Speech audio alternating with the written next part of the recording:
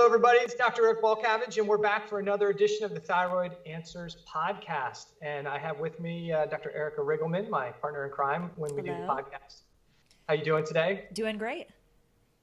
Well, again, we have another guest on our podcast, and we have with us Dr. Keira Barr, who I met at a recent ShyCon conference, and I was intrigued by her story. Most of the people we've had on so far have been kind of embedded in functional medicine and doing this for a while. But the neat thing is that Dr. Keira hasn't been doing functional medicine for an extended period of time. She's coming from the background of conventional medicine and now is kind of seeing what's going on in the functional medicine and starting to bring those two worlds together, which I think is really a cool thing. So, Keira, without any further ado, how are you doing today? I'm doing great. Thank you. Thank you for having me on your podcast. Yeah, thanks so much for being on. We're going to have a great conversation today, but I think it's really neat when I talk to traditional medicine docs or conventional medicine docs at the functional medicine conferences, and they are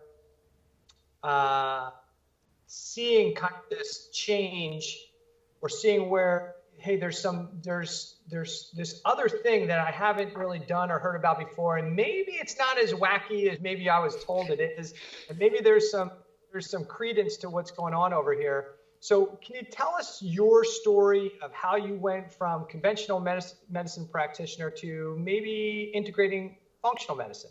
Yeah, absolutely. So I think, like many of us, it comes from a personal experience. And I was in academics practicing dermatology and dermatopathology for years and had an opportunity to actually take a step back when we moved from California to Washington State. And during that period of time, I started to develop some GI problems, which turned out to be functional, and was diagnosed with SIBO and was getting prescription after prescription and just traditional approach to things, and I wasn't getting any better. In fact, I was feeling worse. And so I kind of fell into functional medicine, researching things, went to my first naturopath and experienced more of a holistic approach. And I just became so fascinated by it and wanted to study and learn more. And, it just makes so much sense in terms of the practice of dermatology. Our skin is not only a window to, but it's a reflection of what's going on with your entire body. And so, I've been very conscientious for many years about, what you put on your skin and what you put in your body can make a difference, but didn't really tie it all together because in traditional medicine, we silo everything, right? Like your skin is separate from your bones, is separate from your, your gut. But functional medicine is that beautiful, aligning of the entire system together. Right. And so, that kind of just has drawn me to it. I love the connection between the two and your openness to it.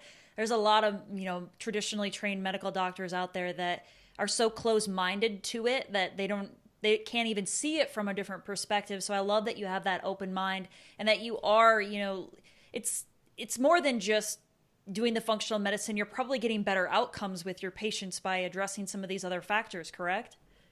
Yes, it's true. And, I think it's really interesting. If you look back at our literature, there's actually a paper that was published recently, but it cites a reference back from the 1930s where these two dermatologists, Stokes and Pillsbury, looked at the connection between the skin, the gut, and the brain in terms of acne. And, there's a whole field of dermatology, psychoneurodermatology, and linking that together.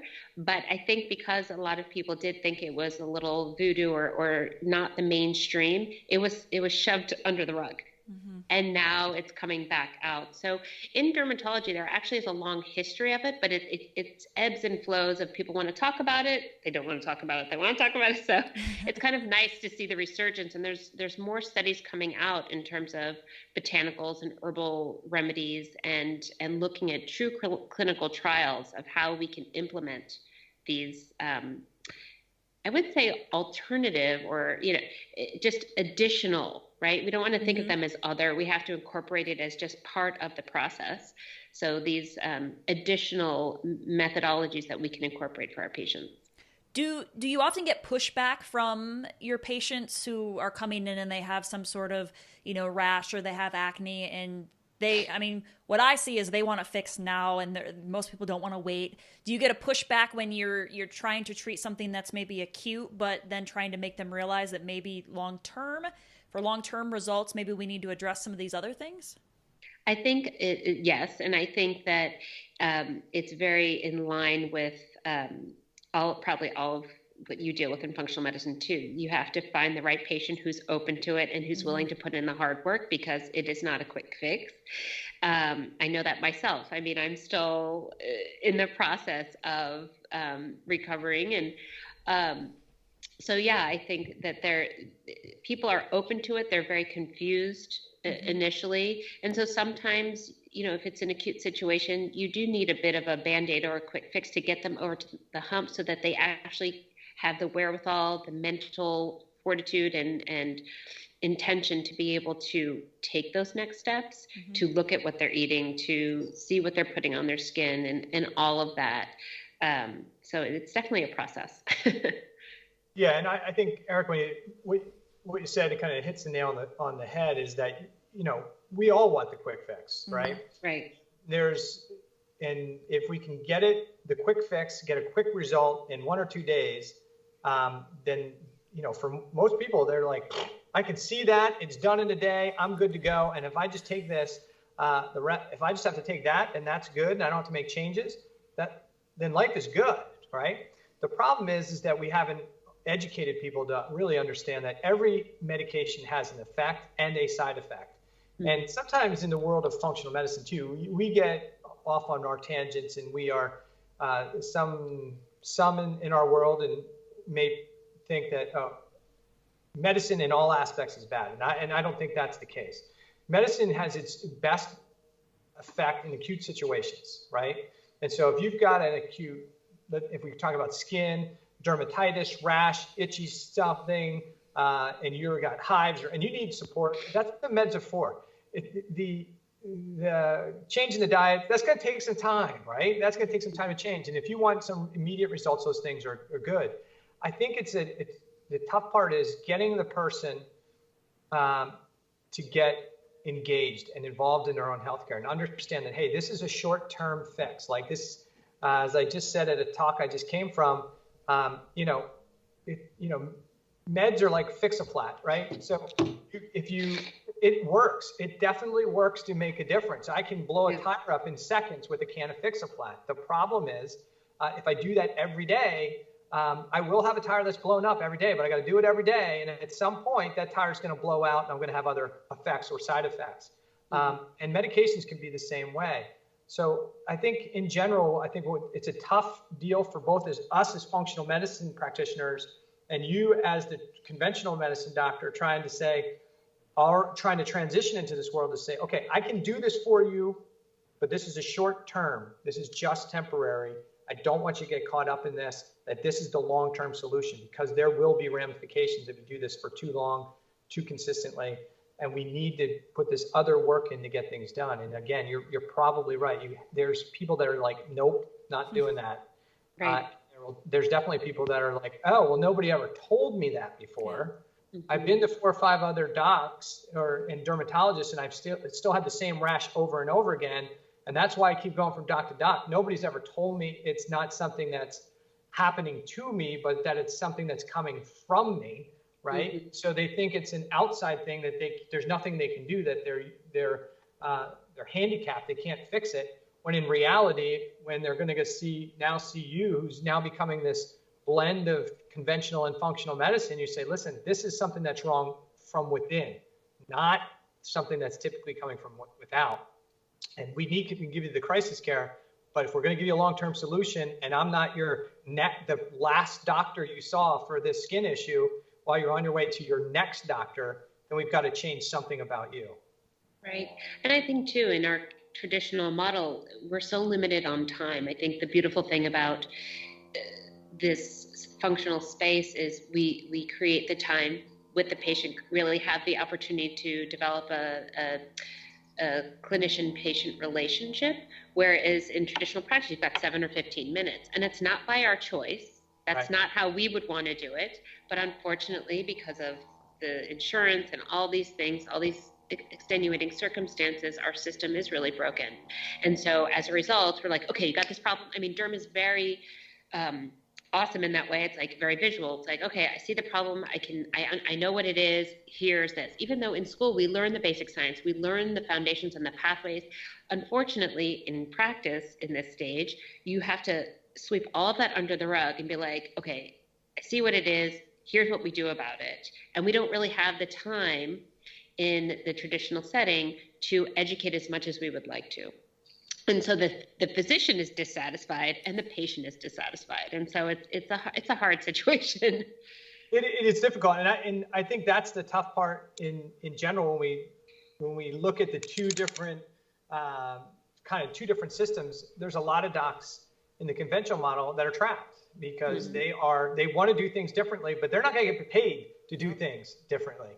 And I spoke with one of the docs at ShyCon, and I asked her, she's a medical doctor who's blended in conventional medicine. And I'm like, so she was talking about, her practice and how she's really struggling with what's going on in her practice because she wants to do functional medicine, but she can't get paid for it.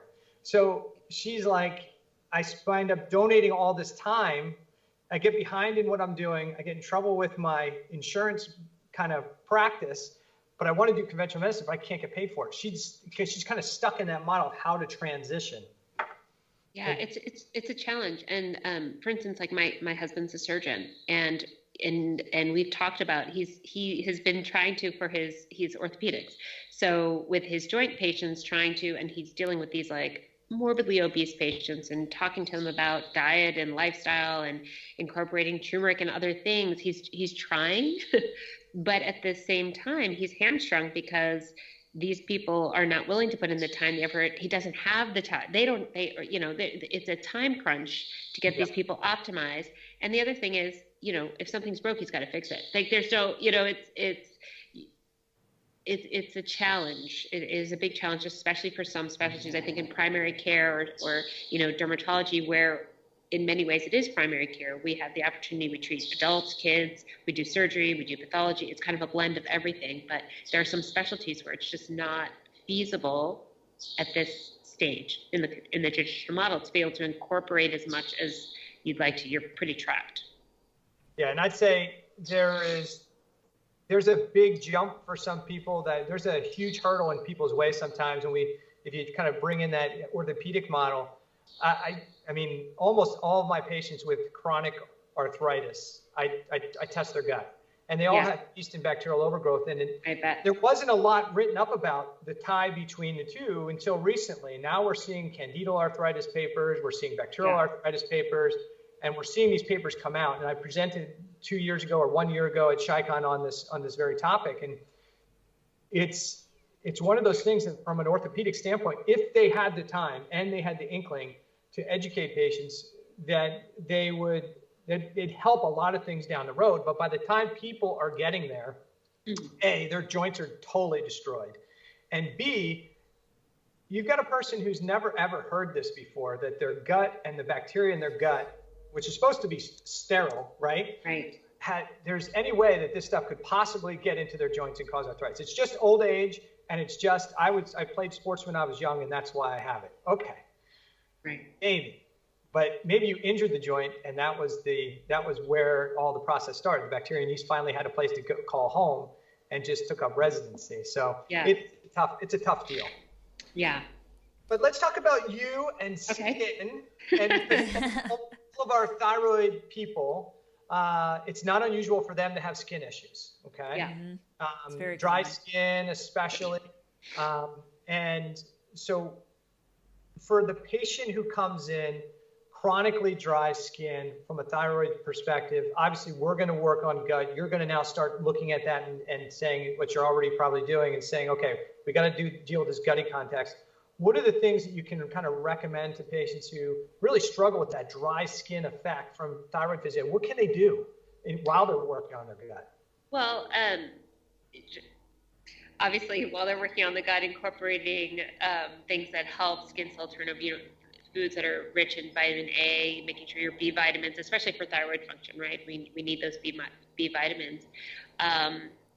But hydration, emollients to the skin that are pretty bland. I mean, unfortunately, in a lot of commercial products, there's parabens and other things, but there are some companies that even coconut oil, for Pete's sakes. I mean, it's cheap and you got it and just slather it on your skin. It's really the hydration. But I think the biggest issue is getting all the cofactors and vitamins that are necessary to optimize how the body's functioning. Otherwise, it's putting the emollients on is kind of like a Band-Aid as well, because it's really, we're not getting to the root of the issue that's contributing to that dry skin.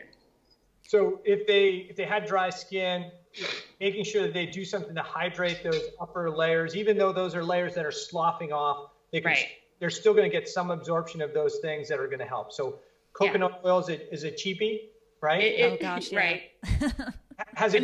Even olive oil, jojoba oil, like anything that doesn't irritate. I mean, I think just any oil-based product is going to be good. It used to be petrolatum that we would recommend, but we know that, some people, how petrolatum is processed is not always the best, but there's a product actually made by a dermatologist. She's actually my dermatologist, and I love it. It's castor bean oil. So that's one that can be used. There's a product I just came across. I can't even remember what it is. I think it's like, it might be soybean oil, but, then there's issues with soy for some people. But non-petrolatum based oils are almond oil, jojoba oil, coconut oil. It's really just, hydrating that skin. That's awesome. That's really awesome. Speaking of putting things on the skin, a big thing that is controversial and people go back and forth between it, and people in the mainstream medium, they think that they need tons and tons of sunscreen. And often we see in our office people who become extremely vitamin D deficient because they're not even getting an ounce of sunlight to be able to make their own vitamin D. Then they have all these chronic health problems that deplete their vitamin D. What is, from a dermatological perspective, what is your aspect on sunscreens? Is it necessary? Is it not necessary? What is your opinion? Yeah, this is a big one. First of all, my personal opinion, and I think, the American Academy of Dermatology as well shares this, your sunscreen is really your last line of defense. We have our sun protection armamentarium, and some people think that we're on this crusade to avoid the sun. That's not true. Really, our mission is to educate people so that they can harness the benefits of the sun and minimize the negative aspects, which we know the sun causes direct DNA damage through the UVB rays, indirect through the UVA rays, with creating reactive oxygen species, which sets off the whole inflammatory cascade. So really, we're trying to minimize the negative. So with regards to sunscreen, first of all, most people don't even put on enough to get the full SPF. So this idea that sunscreen is really the cause of the rise in skin cancer, I find challenging. It's not the problem in and of itself. I think it really has a lot to do with our current lifestyle. We're all sitting in front of computers. We're indoors based on latitude, longitude, season. The amount of UV that's actually getting the service to generate that vitamin D is limited in many parts of the country. Like I'm up in Washington, and I think it was actually Dr. Lynch at ChiCom that showed that wonderful map that above some red line, you're really not getting enough sunshine the majority of the year to even allow your body to produce the vitamin D that it needs. So with regards to sunscreen, we talk about for a full body using a shot glass, an ounce. The likelihood, which means that a 4-ounce bottle, you're done with that in 4 applications. How long does your bottle of sunscreen last, right? Most people, it lasts months. You might go through 1 bottle of sunscreen in a summer. And so that means that in actuality, people are not using enough. The likelihood that amount of sunscreen is really jeopardizing their ability to produce the vitamin D, it may contribute, but I don't think it's the main factor. So really what we like to recommend is practice sun safety. I mean, getting outside and getting natural sunshine, but wearing a hat, sunglasses, protective clothing, seeking shade when you can, because you don't want to get burned, and you don't want to incur significant damage while you're out there, because skin cancer is the leading cause of cancer in our country and in many others. And it's not just because of sunscreen, because I can assure you that especially our older patients, they never wore sunscreen. And this is cumulative damage over their lifetime. So to blame it all on sunscreen, I think is just, it's short-sighted, because that's not the whole picture. Absolutely. Now, speaking about sunscreens, a lot of, there's good sunscreens and there's bad sunscreens. A lot of them out there contain a lot of parabens and petroleum-based products. And, what should people look for in sunscreens to know whether it's good or bad? Right. So the first thing is to understand that most sunscreens are really covering your UVB rays, which are your burning rays. And that's what the SPF, or sun protection factor, is based off of. It's based off what we call a minimum erythema dose, which is the amount of time that unprotected skin turns red after being exposed to light. So we have these things called Fitzpatrick skin types, 1 being extremely pale, 6 being a very, very dark person. So a Fitzpatrick patient with very fair skin, or Fitzpatrick 1, if they don't have any sun protection, they can go outside and within 5 minutes, they turn red. Not burn, but they start to turn red. If you add sunscreen to that, it's an SPF of 2, then you double the amount of time that they could be out. So when you're looking at sunscreen, SPF is how much time. Like if you burn within 10 minutes normally and you have SPF 50, like you can stay out for, essentially longer than that, maybe up to an hour, depending on your skin type. Most sunscreens have some additional filters in them that protect you from the UVA rays, but we don't have a good scale to measure UVA, nor do we have a good scale to measure the infrared light that is penetrating and causing damage to the skin as well, breaking down our collagen and elastin. So making sure that when you purchase a sunscreen, it says broad spectrum on it. That way you know that most, in this day and age, most are broad spectrum, that it covers your UVA and your UVB rays. Personally, I have very sensitive skin, so I only look for products that have the inorganic ingredients like titanium and zinc. I know that titanium is pretty controversial, and so is zinc because of the nanoparticles, but there's a lot of companies that are producing sunscreens that are non-nano, so the particle sizes are not so small, and the studies have bore out that they really don't absorb past like the stratum corneum. So looking for non-nano sunscreens, the organic ingredients, which are your chemical blockers, like your avobenzones, your oxybenzones, your octinoxates, those are very good as well.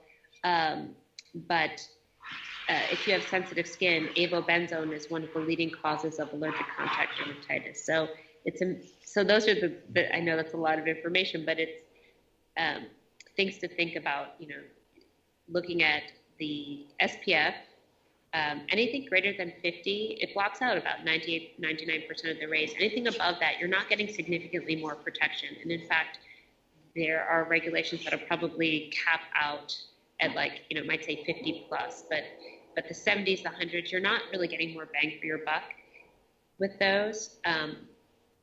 And I personally am a bigger fan of the physical blockers with the zinc, just because, for sensitivity of skin.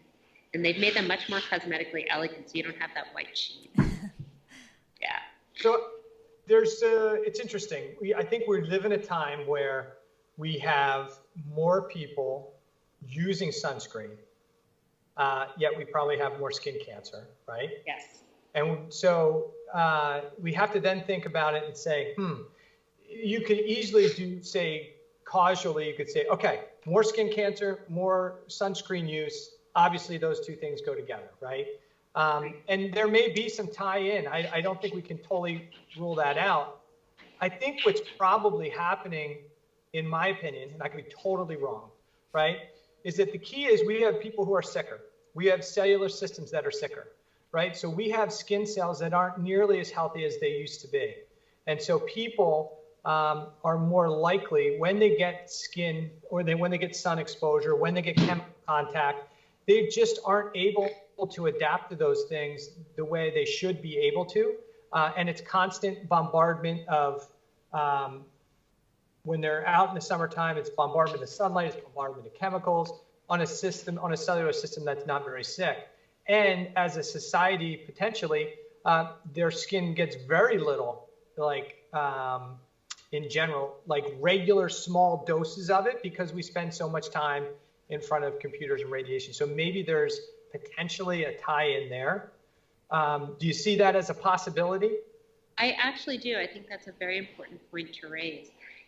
As I mentioned, we know that the UVB rays cause direct DNA damage. The UVA rays are more indirect, creating reactive oxygen species. So when our systems are sick, when our pathways are not functioning optimally, our body's doing the best that it can to, defend against these insults. But then the system gets overwhelmed. And so the damage, we can't fight it. And so then the DNA changes happen, mutations occur, and then we wind up with the manifestation, the outcome being skin cancer or any other disease. So yes, to that point, I do think that's incredibly valid. So yeah, I think because you see, there's a lot of people that just have chronic low-grade inflammation already. They have other autoimmune issues. They have upregulation of their reactive oxygen species and depletion of their glutathione, especially our thyroid patients. So this is my opinion is it's not the sun. It's not the sunblock. It is the state of the human cellular system is just not capable of managing the damage that's occurring, where in a healthy state, a healthy body, and we know there's people that are out in the sun all day, every day, no sunblock, no sunscreen, they get no skin cancer.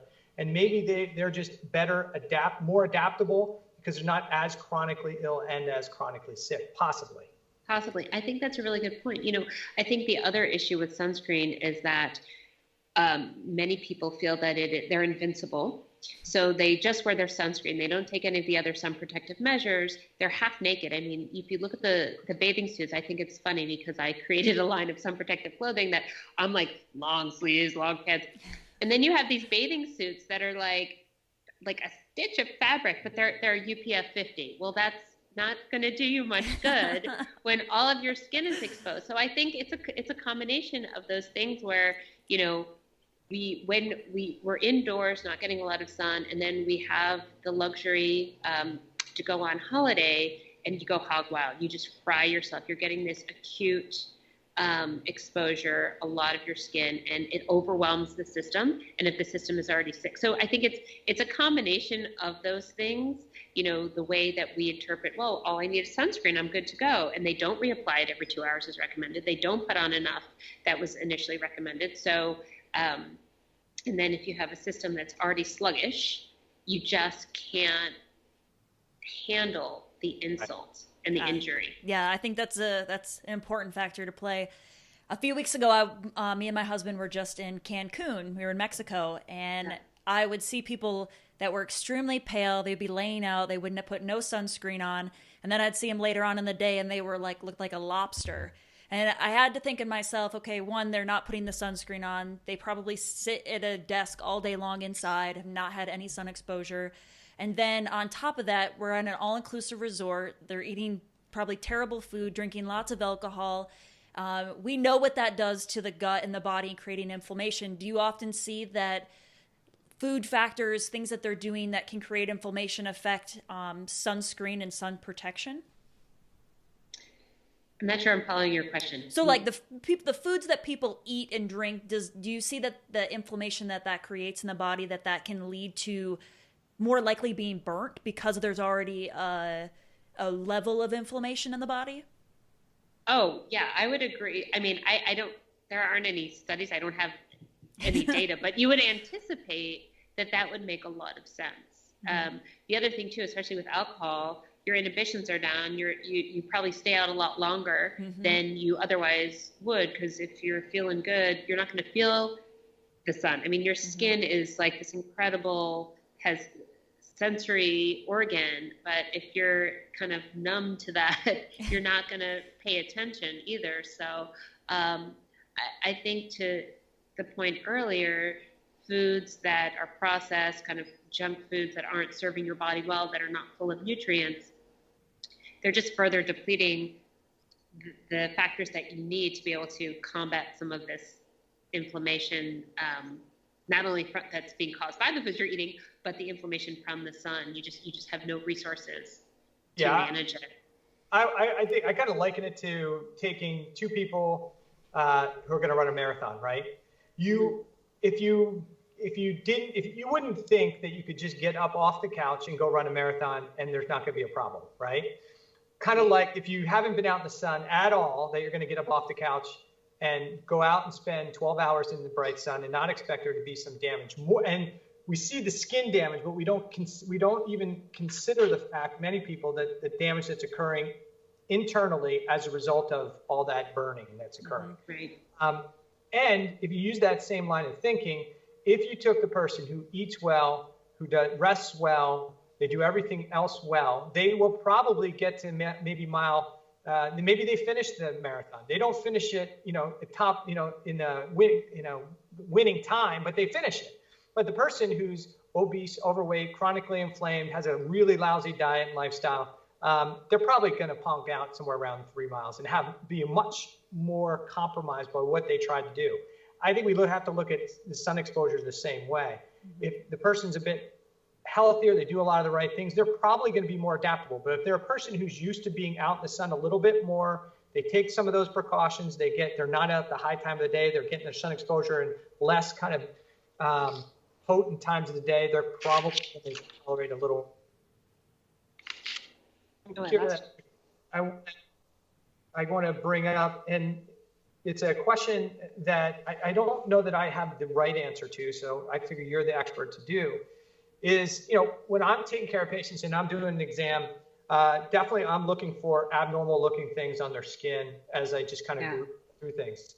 And I had a gentleman that on his calf, I saw this mole or mark, and I was like, I don't know if that looks good. I think you should get that checked out. And we sent him off to the dermatologist to get it checked out. He came back into the office for a follow-up, and I said, how did it go? He said, there was no problem with that. I'm like, oh, all right, good. He said, but up on my thigh, up almost near his groin area, he said, I had a bad mark there, and that was a intense form that he had to get taken care of and done. But his question was, and maybe I want to make sure I don't give the wrong answer. So his question was, listen, that part of my body has never seen the sun. Yeah. So why am I getting skin cancer in places that really never, ever get exposure? If it's the sun, why is it not where I have exposure? Why is it where I don't get exposure?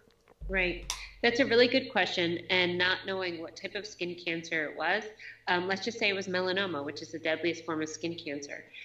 We know that the sun exposure is only one part of the equation. And there's a difference between our non-melanoma skin cancers, which are your basal, your squamous, versus your melanoma skin cancer. So squamous cell carcinoma is kind of a chronic exposure over a lifetime, like cumulative, just being hit again and again, day after day. Our outdoor workers, people who are on their boats getting it reflected off the water and things like that. Melanoma has been associated more with this acute intermittent sun exposure. So going to Cancun and getting a burn and doing that a couple of times a year, year after year after year. But we also know that melanoma can occur where the sun doesn't shine, up by the groin or in the groin, on the toenails, bottoms of the feet, in the genitalia, in your mouth, in your eyes. We have pigment producing cells kind of everywhere for the most part. And so there are certain genetic abnormalities that are inherited So it's like that, that concept of the two-hit hypothesis, and you already have a vulnerability, what your genetic predisposition is. And then if you are not eating well, moving well, sleeping well, all of those things, you get this, again, overwhelm to the system, and things evolve, change, degrade over time. So I think that is and then the sun, so sun is a factor, but it's not the entire story for skin cancer. And it goes back to what we talk about at ShyCon, which goes back to what Dr. Eric and I talk about all the time. There are definitely genetic predispositions to things, but it is the epigenetics that have played the biggest role in what causes the problems. Too often, people want to defer to their genetics as their problem, right? And there's all these programs now that you can download your genetic data and you can treat based on your genetic data. Matter of fact, somebody just came out with a multivitamin based on your genetic report, which is craziness because it doesn't make sense. And really we're going back to the same model, just a different philosophy, but really the same model. Here's your problem. It's your genes. I'm going to give you something for it. And taking that diet and lifestyle factor back out of it again. There's nothing you can do. You're always going to be B6 deficient, or you're always going to need B12. It's craziness. But in this guy's situation, I forget the type of cancer. I didn't even think about that until we just started talking about it. But I think the key part of that is that we had to do more, as you were saying, the other lifestyle factors than it was the sun exposure from where. And so he is a guy that probably could have benefited and can benefit and can continue to benefit from better diet and lifestyle, because he's a great guy, but diet and lifestyle is not great. And so that's the biggest factor. Diet definitely plays a big role in it. And a lot of our listeners know the foods that they need to avoid. We've talked about it over and over again about, reducing sugars, reducing carbohydrates. But when it comes to the skin, who doesn't want to have better looking skin? So can you give us some foods that will help to nourish our skin, help to improve the quality of our skin, that you recommend to maybe your patients? Yeah, so foods that are rich in polyphenols are going to be ones to go to. And I know it's going to be summertime, so there's a lot of great fruits and veggies that are out there. There's been a lot of research, and there's in pomegranate, right? And there's a big boom of pomegranate and pomegranate juice, and that's for good reason, because it suppresses inflammatory cell signaling. So if you're a fan of pomegranates, that would be one. But there's also other these anthocyanidins, I'm going to not even pronounce right, anthocyanidins, that are in pomegranate, but also you can find them in berries, red cabbage, purple sweet potatoes, carrots, tomatoes, dark grapes. So those fruits and veggies are also rich in other vitamins as well, but specifically for skin health, and they've been shown to have antimicrobial properties, antioxidants, anti-proliferative, as well as anti-carcinogenic. So kind of stock up on your I don't know, purple, reddish eat the rainbow veggies.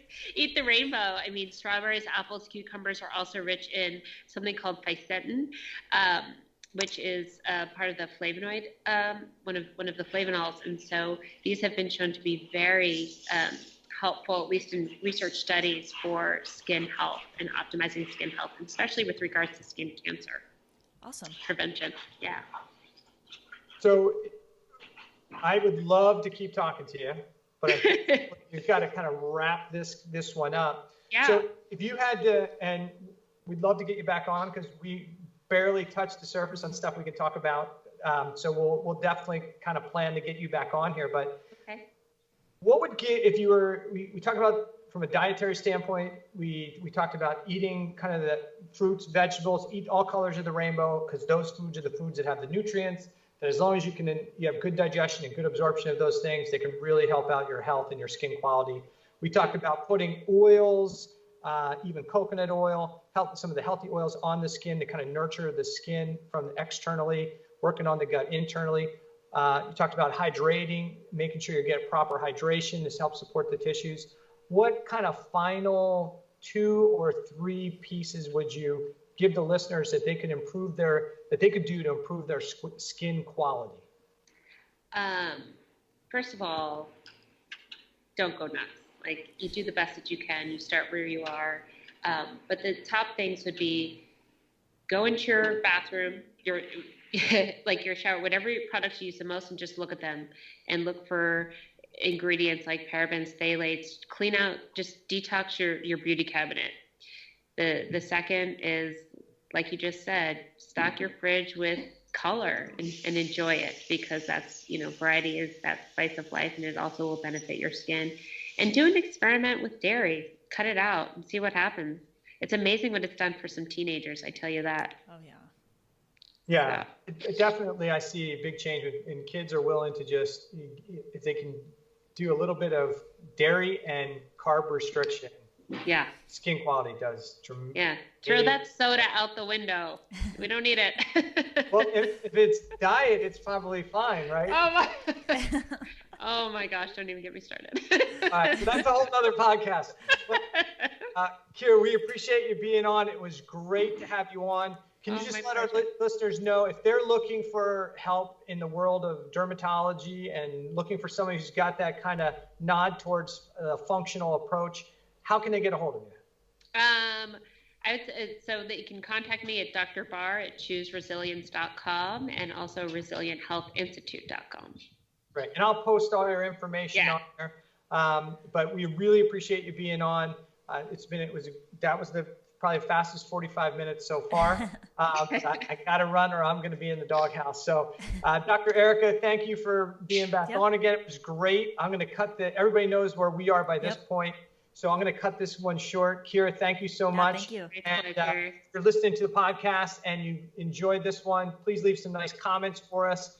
We will be sure to get Dr. Barr back on so we can learn more, because we didn't even get to the chemicals in our food or in the beauty products and lipstick and hairspray and all the other stuff. Oh, yeah. Not that I'm using hairspray, but all the stuff that people put on their skin, especially women, have a tendency to really make their lives just way more toxic by what we're putting on the skin. And you can explain why some of that stuff may not be so good. So let's wrap this one up. Thank you so much, Dr. Eric. Seeing you again. And Dr. Keira, great to see you. Thanks for coming on. Have a great day. Yeah, you got it. Too. Take care. All right. Bye.